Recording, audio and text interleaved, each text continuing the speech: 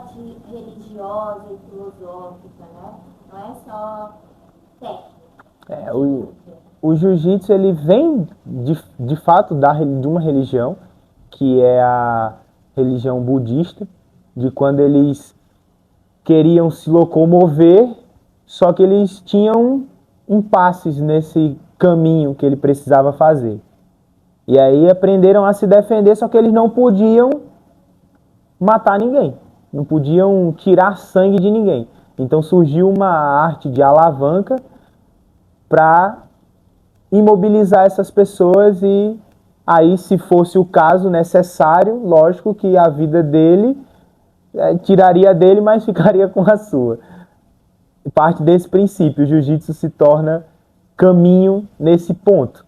E a melhor pessoa para explicar é esse homem aqui, que ele já leu todos os livros que você imaginar. Ele é uma enciclopédia aqui. Queria muito. Mas assim, o que é que a literatura, na grande maioria, nos traz? Primeiro, a gente não sabe, é uma coisa que é unânime, você não consegue datar a criação do jiu-jitsu. Ah, foi no ano tal, não consegue. E por X grupo de pessoas não consegue, essa informação. Né? Mesma coisa o Kung Fu, né? Que são tidas como as artes mais antigas. Né? O que é que se sabe?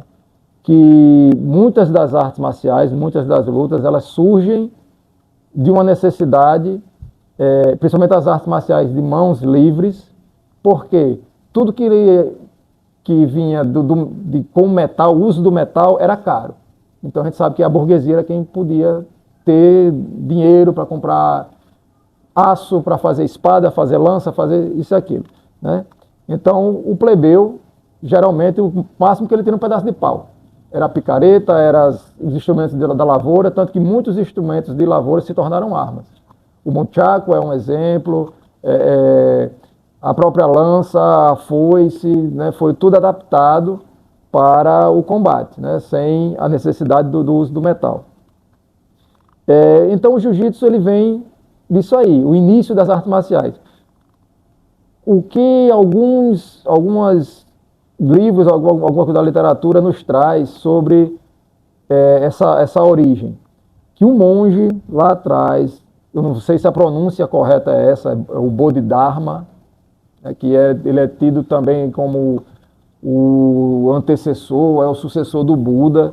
Né? Então ele, para fortalecer o corpo, para aguentar meditar por vários e vários períodos de tempo, jejuando e tal, ele inicia uma preparação através do treinamento de luta, treinamento de combate, para que ele fortalecesse o corpo. Então, a origem das artes marciais, vamos dizer assim, filosoficamente, viria daí. Tanto que, né, o que é que nos traz o livro é O Caminho do Guerreiro, que nas escolas mais tradicionais não se tem a imagem do mestre. Como a gente aqui, em algumas escolas, tem a foto do mestre Hélio, a foto do mestre Fada, dependendo da linhagem que você venha, né? Tem o quadro na parede lá com o mestre. Então eles tinham uma pintura do Bodhidharma, que era sempre, a gente sabe que a imagem do budismo, do budista, é sempre aquele o barrigudinho, né? Entroncado, mas a característica do Bodhidharma era o rosto fechado, a cara fechada, o semblante sério sempre. O camarada sisudo, a barba e cara de mal, mas que era um monge como todos, com a mesma filosofia de todos os outros, de levar a bondade e tal, porém, ele inicia esse processo de arte marcial por ver que fortaleceria melhor o corpo. Então, nesse livro traz essa explicação. E que daí se espalha porque eram técnicas, né, que não traumatizavam, né, como um soco, como um chute, eram técnicas que eu ia neutralizar o meu oponente, ia levar ele para o chão, ia, né, conseguir neutralizar ele sem lesionar, sem machucar, sem grandes danos ao corpo do meu oponente. Porque a religião budista ela proíbe o seu monge de portar armas, né, e de ir contra a vida. Né? Ele não pode ser contra a vida, levar uma outra pessoa a morrer. Então, mas se essa outra pessoa for matar ela? Independente. Nossa. Independente. Pensei que nesse limite é lá, tipo assim, não, a minha vida... Não. Tanto que o trajeto, quando começa o comércio entre Índia e China, né, que é o chamado Caminho da Seda, que a gente vai ver lá nos livros de história, quem fazia esse trajeto para levar as especiarias da Índia para a China eram os monges, né? E os monges começaram essa troca de informação com os monges chineses, né? Então já vem o budismo e o taoísmo se misturando ali nas suas trocas filosóficas e no entendimento da arte marcial também. Tanto que tem pinturas em templos Shaolin que você vê os monges treinando, né, num pátio gigante e várias técnicas diferentes. A gente pensa no Kung Fu, só pensa no chute, no soco, no salto, na coisa acrobática, mas lá tinha um armlock sendo aplicado, lá tinha um triângulo sendo aplicado, uma queda sendo aplicada, além das técnicas de soco, de chute e tal. Então, isso mostra o quê? Que havia essa troca de informação, do conhecimento técnico. Eu aprendi essa técnica, deixa eu mostrar.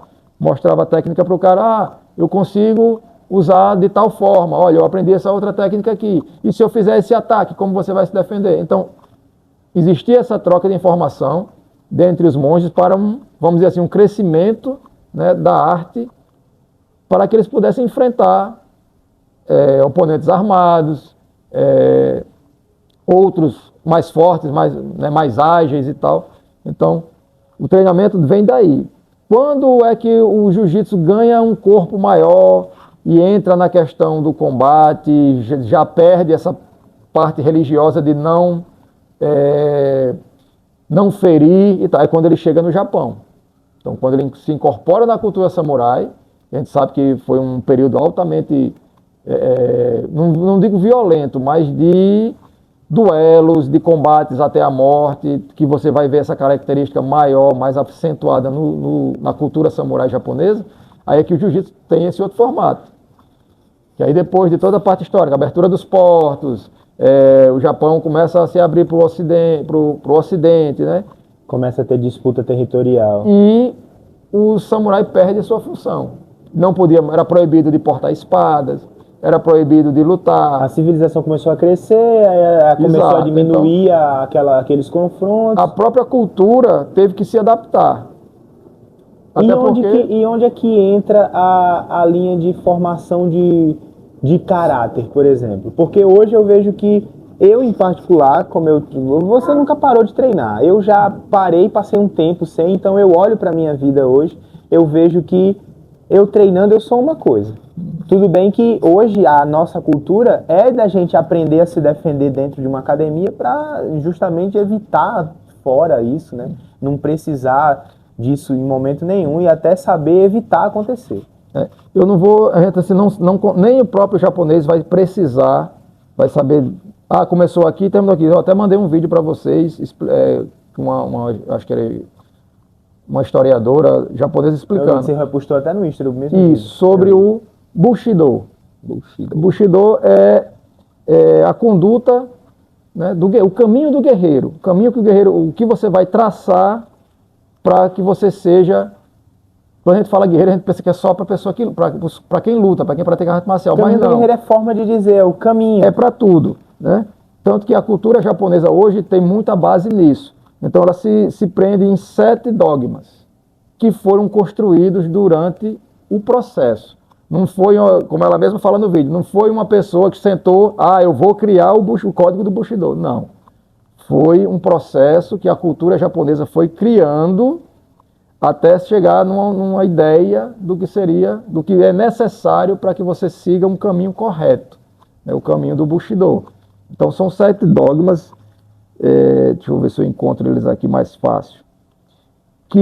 Um deles é a lealdade, né, lealdade ao seu superior, né, aquela ordem que você segue, né, seja no trabalho, seja na família, seja na sua academia, independente do que você pratica, né? Então, o código do Bushido vai estar presente aí. Deixa eu achar aqui que a gente fica mais fácil de a gente falar sobre.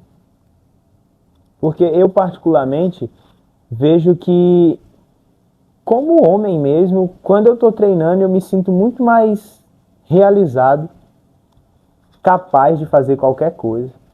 Muda a estrutura de pensar na vida. Só o fato de treinar. Não precisa estar competindo, nem nada, mas já é outra história. Competir já muda outras coisas. Já desperta outras coisas. Isso, agora apareceu aqui. Seria interessante ter um momento na história que marcasse isso. Isso aqui, nesse momento aconteceu isso. Pois é, mas não foi. Foi tudo uma construção, né?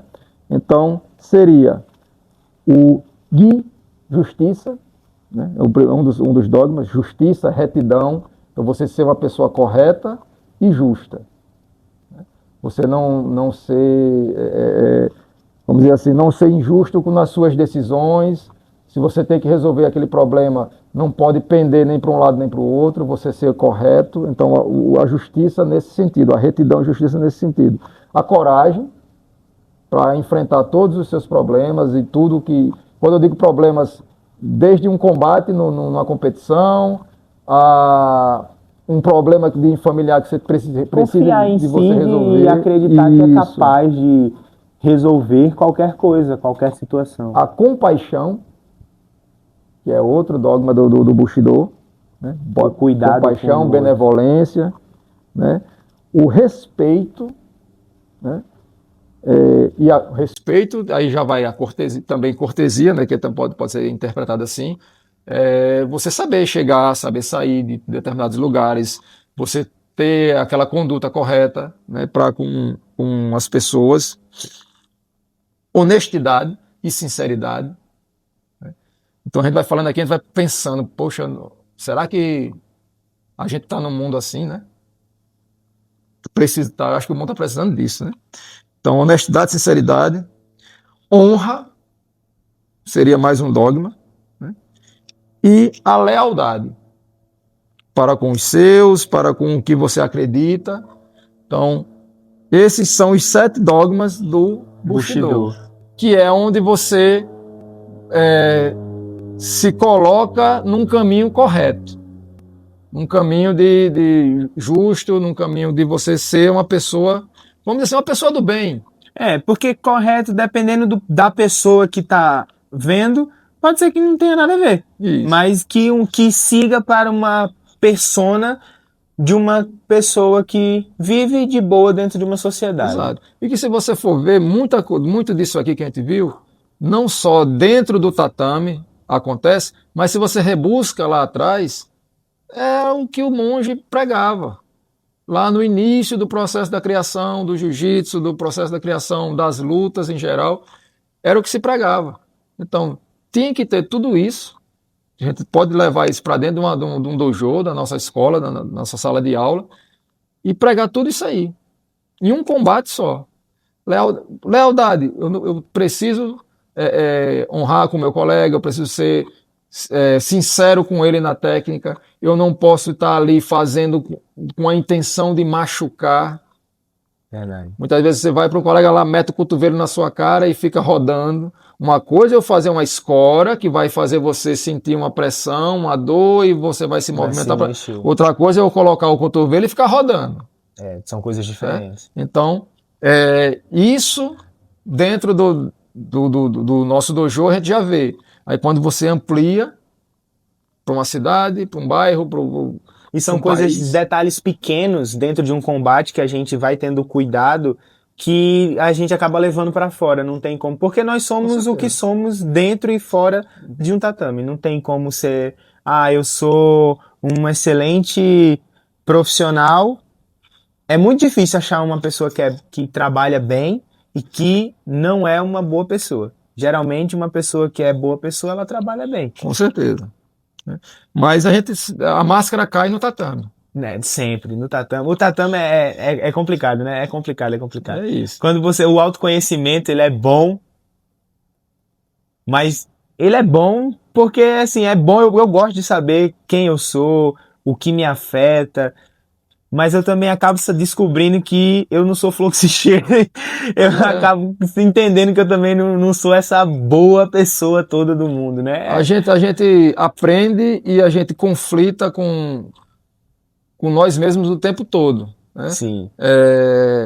Por exemplo, hoje eu treinei, estava treinando com minha namorada, ela também é personal, e treino puxado, era o meu treino que ela estava fazendo junto comigo, né? Ela fazia caras e bocas caretas lá na hora do exercício, porque era um exercício que ela não estava acostumada, só que eu estou acostumado.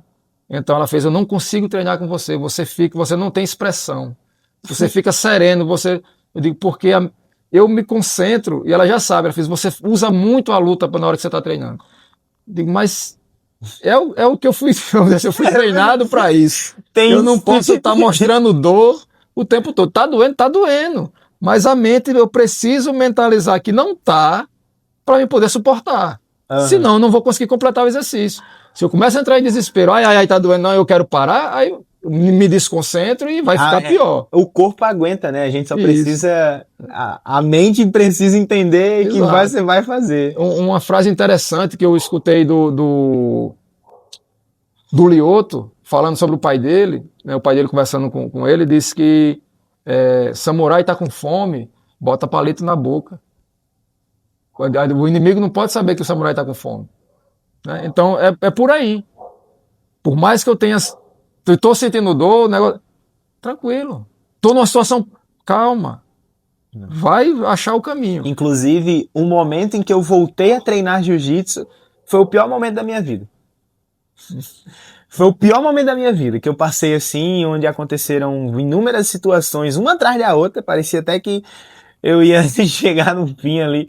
E aí eu fiz assim, meu irmão, onde é que eu me encontrei bem aí o jiu-jitsu? Por que eu não tô treinando? E foi nessa casa aqui que eu tive essa conversa com Letícia e eu fiz, eu vou voltar, e no dia seguinte eu tava treinando. Apanhei que só a bexiga, porque quando eu voltei, todo mundo que eu tinha parado já tava na preta, já eram 4 anos aí, então de roxa pra preta, 2 anos, 2 anos marrom, 2 anos preta, todo mundo já tava na preta. Mesmo quando eu cheguei lá, todo mundo daqueles risinhos já diz, ixi, eu digo, vixe, meu irmão, aqui já era, não pego mais ninguém aqui. A gente pensa que não pega, mas pega, é só treinar de novo. É só voltar a treinar, lógico, mas eu tô falando, naquele momento ali, eu passei uns 3, 4 meses ali apanhando muito pra começar a ficar, tipo assim, terminar uma luta ali pelo menos no 0-0. Mas apanhei demais, mas faz parte do processo, né? E eu super entendo esse processo. Porém, eu procurei voltar no pior momento da minha vida. Mas talvez tenha sido a forma de você se resgatar. Com certeza, e foi por isso, foi uma forma justamente, foi uma forma que eu procurei do Ikigai, que é uma técnica japonesa, que eu fiz o Ikigai e bateu o jiu-jitsu. E aí quando eu parei, me perguntei até por que eu não tô treinando. Se isso aqui completa, me alimenta e realmente eu vejo um sentido. E aí quando eu voltei a treinar, eu já voltei com a ideia de dizer assim, cara, eu vou voltar, mas eu tenho uma visão empreendedora e eu com certeza vou querer fazer isso aqui, eu já me conheço, já na linha de raciocínio de autoconhecimento, eu me conheço, eu vou querer tirar dinheiro daqui. E foi dito e feito, eu já voltei olhando para todas as possibilidades que eu tinha, olhando para mercado digital, olhando para mercado de eu vou abrir uma academia, não sei, será que dá para ser professor, como é, não tinha ideia. E aí, esse ano agora, me tornei professor de jiu-jitsu, dando aula para criança, com turma para adulto, e uma coisa que eu não imaginava que eu ia pegar para dar aula, para mim eu ia só montar eventos e outras coisas e começar a lutar. Mas enfim, agora já estou no outro caminho que eu nem imaginava, entendeu? Para você ter uma ideia, vou pegar 2 trechos aqui da minha vida, né? Hoje, se eu tivesse tomado uma decisão lá atrás, nos meus 17 anos, se eu tivesse tomado uma decisão, eu não estaria aqui hoje. Eu não estaria aqui no sentido de professor. Sim. Né? Porque minha primeira opção era ser militar. Né? Então, eu fui militar. Eu estava no processo de alistamento e talvez eu seguisse carreira por ter, né, vamos dizer assim, as costas quentes ali naquela situação, mas que me surgiu uma oportunidade de ser professor. E minha primeira modalidade, meu primeiro esporte foi a capoeira, né? Eu pratiquei desde criança. E surgiu a oportunidade de dar aula de capoeira numa escola. Meu mestre me ligou Ó, tá fazendo o quê? Eu digo, tô me alistando. Tô aqui no processo de alistamento. Tem uma escola ali para você dar aula. Quer? Quero. Fui, conversei com o proprietário, ele me explicou, ele ia me pagar 3 meses, que já estava fechando o ano. Eu ia treinar aquela turma para participar dos jogos escolares. De capoeira? De capoeira. O senhor começou a dar aula? Menos. Comecei a dar aula até com menos. Numa academia lá no meu bairro. Comecei novo. De porque professor, o cara tem 30 anos. tínhamos uma turma de amigos praticantes de artes marciais e um deles montou uma academia em casa. Né? Não tinha tanta fiscalização assim, né? Tinha professor de educação física lá na musculação, mas que a gente na molecada lá, ó, vou abrir espaço para tu dar aula de capoeira aqui, Enoque. Tá, eu peguei e fui, comecei, né, um trabalho. Comecei com crianças e adultos, tinha alunos que eram bem mais velhos do que eu, treinando. Eu com 16, 17 anos, a pessoa com 30 e poucos anos treinando, tendo aula comigo, né? Mas a experiência, eu já estava há 8 anos na capoeira, né?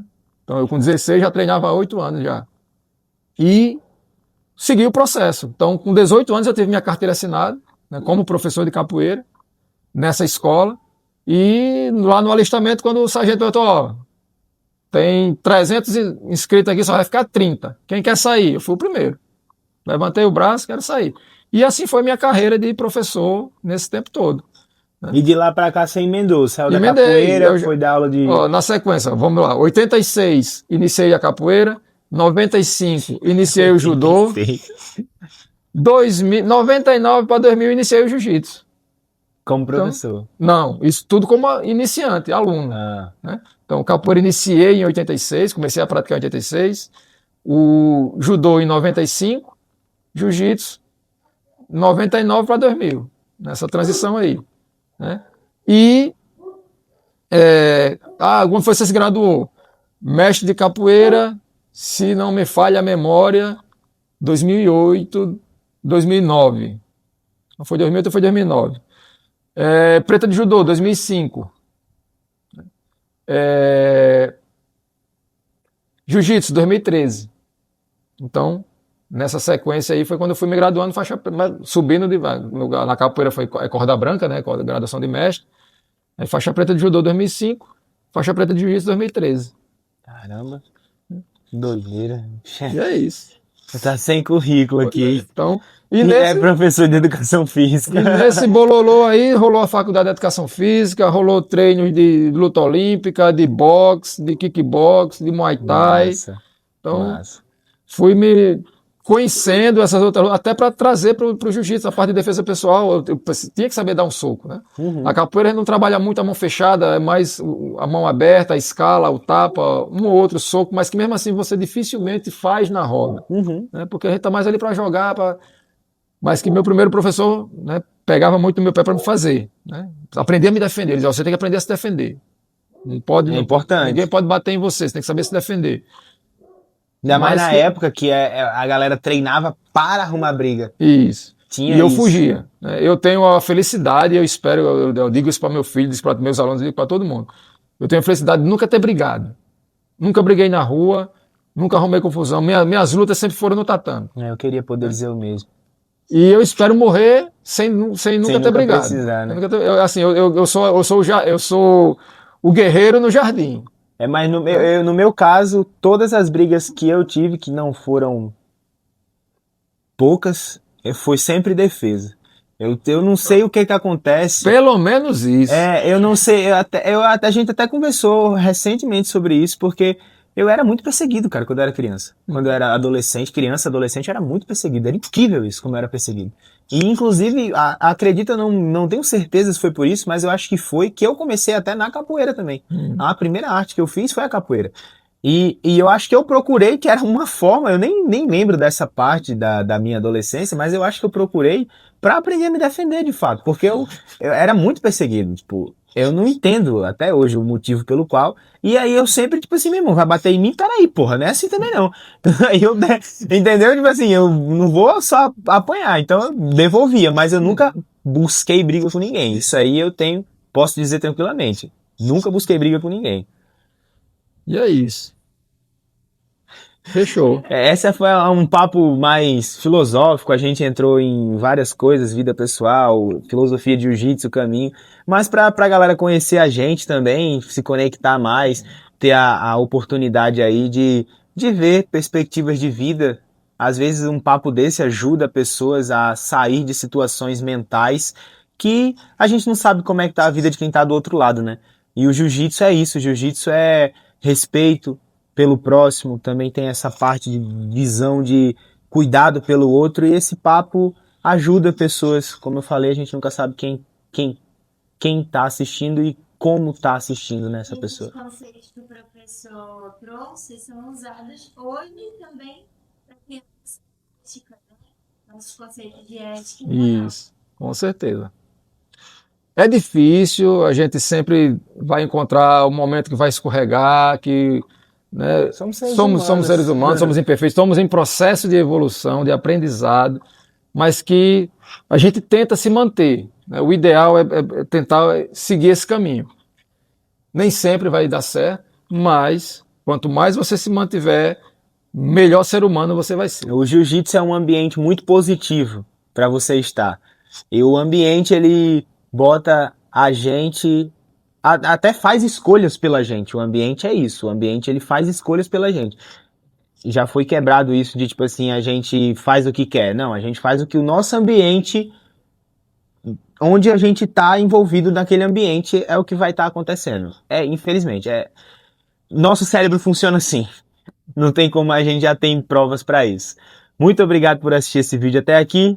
Comenta se você gostou desse estilo de vídeo e até o próximo vídeo.